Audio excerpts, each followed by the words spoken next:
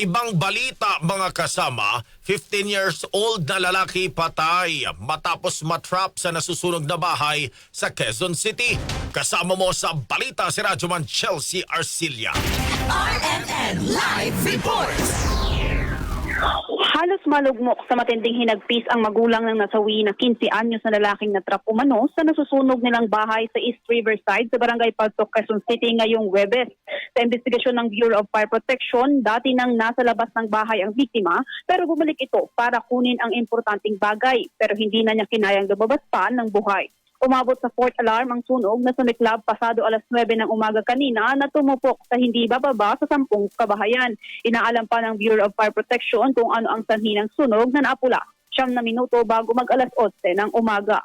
Kasama mo sa DZXL RMN Manila, Chelsea Arcilla, Tatak RMN. RMN Network News.